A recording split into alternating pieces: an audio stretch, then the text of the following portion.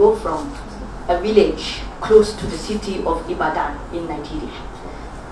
I've heard about this news that Nigerians, people from my village, from my country, were being attacked in this city where Arun Gogineni is from.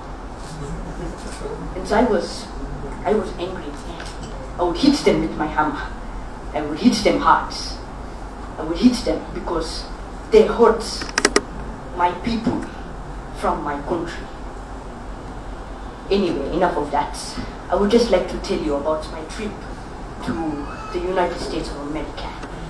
But I would like to tell you how I got this beautiful English for a Nigerian boy. So first, when I was in Nigeria, in my village, my chief was very annoying. He used to tell me what to do, but no one tells Ibuwe Sekongo what to do. So I hit him with a hammer. And all my tribe mates, they get angry with me. They get angry. So they chase me down. I start to run away from my village. And I swam all the way from Nigeria to England. I stay in England hiding. And then I pick up the English. When I first entered into America, it was in Atlanta. And in the Atlanta, I went to a person called MLK Museum. I went to that memorial museum. And then I heard his speech. He said, I have a dream that white people and black people. Immediately I said, stop. I told them, what about African people? What about Africa? Didn't you hear about the Hyderabad people who beat up Africa? So then I went to Dallas. I had a lot of fun over there.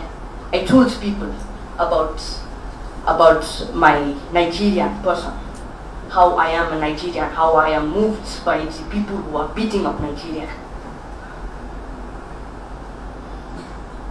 I went to African museums too. I see my fellow people placed in the museum, such as Bob, Phil, Jack. I've seen all of them, same tribe mates, but captured a lot ago. And also, I enjoyed this trip so much. It was not only because I enjoyed it because my father he takes me to the United States. But then that is Arun Gogineni's father. Ibwe Sekongo has no father. He is mortal. He is mortal. So this guy, I would just like to call him as a man because he isn't really my father.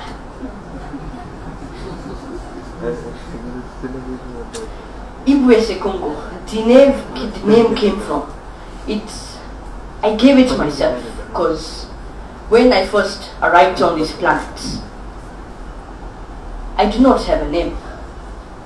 I see a guy's name, his name is Ibwe, and then I said, I like that name, only I shall have it, not you. So I didn't come again. So then I got the name Ibwe. But then while I was in the America, I've seen news about this person who I don't think is mentally alright. His name is Donald Trump. And then he said, I will build that wall. I said, you build that wall, I will take my hammer and knock it down. Because that wall shouldn't be there. People should be together, not separate Mexican and American. Same thing with Nigeria and India. Why beat up the people who did not do anything to you, man? Who did not do not even one single thing? Just because you see on the media that people are bombing only Africa, so what? I will hit you. I will hit you with a hammer the next time you say that. And also we met this guy in Arizona. I don't remember his name, but he said in ancient India there was flying things called aeroplanes. It's like, what nonsense, eh? Didn't you know in Africa, back in South Africa, when I was Zulu warrior in South Africa, I was specializing in making hammer and spear.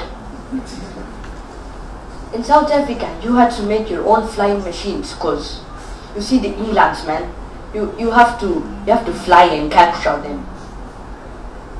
Being African isn't hard. It's not hard. I mean, it is hard.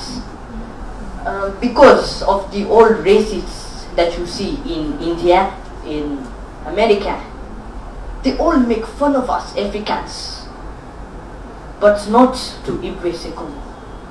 Because you know why? I hit them with hammer. I hit them with hammer, so they don't really care. So then they zip up their mouths because my hammer is strong. This has not been mostly a speech, but mostly a comedy show. And okay, for now, the way I picked up my Nigerian accent was when my dad showed me the news about the people who were attacked by Hyderabadis. Then I started to, I went on the internet and then I started to pick up the language. I have never been to Nigeria, but even though it's a really violent country, I would like to be there to see my fellow people.